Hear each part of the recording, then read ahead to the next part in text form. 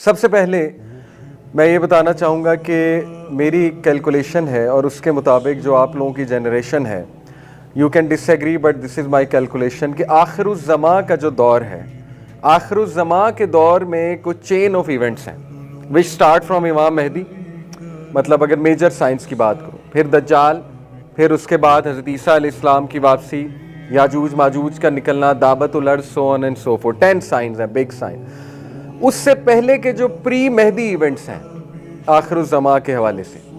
جس میں بہت ایویڈنٹلی مائنر سائنس پورے ہو چکے ہیں، مطلب اس پہ تو کوئی بھی اسکالر اب ڈس ایگری نہیں کرتے، بلکہ ہر اسکالر کا یہ ماننا ہے کہ مائنر سائنس تو اس طرح پورے ہو چکے ہیں، اس طرح عیاں ہو چکے ہیں کہ اس سے ڈس ایگری کیا ہی نہیں جا سکتا۔ اب مائنر سائنس کے بعد ہمیں کچھ ایسے سائنس دیکھنے کو مل رہے ہیں پری مہدی ٹائمز کے، جو کلیئرلی حدیث میں منشن ہے، جیسے جیروسلم میں آبادی، کس کی آبادی؟ جوئش سیٹلمنٹ دوبارہ سے۔ اسی طرح مدینہ کی ویرانگی، یہ صحیح حدیث ہے، علامہ البانی نے اس حدیث کو صحیح کہا ہے، صحیح الجامع میں حدیث ہے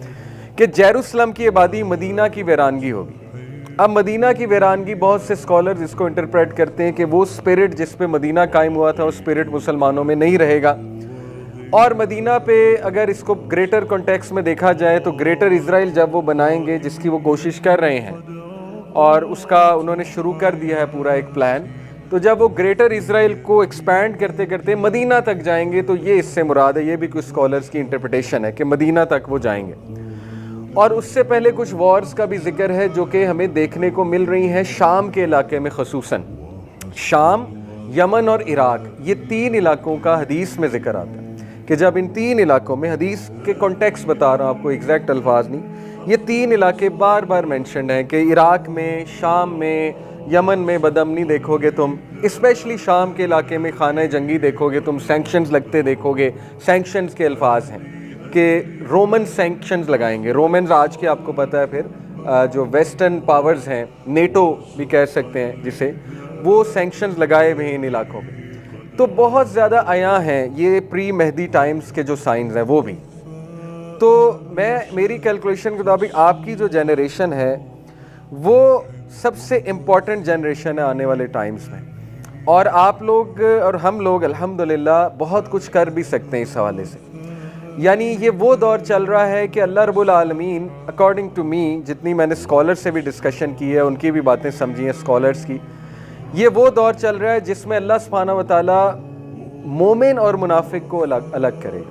اور آگے جا کے تو مزید اس کا کٹھن ٹیسٹ لیا جائے گا، اور وہ ہمارے سامنے ہو رہا ہے۔ جو غزہ کا ایشو ہے اس کو لے کر آپ کے سامنے ہے کہ کون کیا کر رہا ہے، کون کتنی آواز بلند کر رہا ہے، وغیرہ وغیرہ۔ تو بہرحال میرا کہنے کا مطلب آپ کو یہ ہے کہ just to encourage you guys کہ الحمدللہ یو آر دا پیپل جو اس روڈ میں کچھ کنکریاں ڈال سکتے ہیں، دا روڈ ٹو مہدی، امام مہدی کی جو روڈ بنے گی، جو بننا شروع ہو گئی ہے اور جو بن رہی ہے، اس میں آپ بہت کچھ ان پٹ انشاءاللہ تعالیٰ دے سکتے ہیں۔ آگے کا جو دور ہے وہ بہت کٹھن آنے والا ہے، اور پناہ مانگنی چاہیے، آسانی مانگنی چاہیے۔ پری مہدی ٹائمز میں وارز بھی ہیں، اور وہ بہت بگ وارز ہیں، اور اس میں خصوصاً عربز کا ذکر آتا ہے کہ بہت مار پڑنے والی ہے، عربز کو بہت مار پڑنے والی، جو کہ ہم دیکھ رہے ہیں، اللہ معاف کرے۔ تو اس لیے اس سے پہلے کہ ایسے سائنز آ جائیں کہ امام مہدی آ جائیں اور دجال کا خروج ہو جائے، جب نبی صلی اللہ علیہ وسلم نے کہا کہ دجال جب آ جائے گا پھر تمہارا ایمان تمہیں کوئی بھی فائدہ نہیں دینے والا، یعنی دجال سے پہلے گڈ ڈیڈز کر لو، دجال سے پہلے ایمان کو بلڈ کر لو، اس کے بعد پھر کوئی فائدہ نہیں ہوگا۔ اس کے بعد کوئی کہے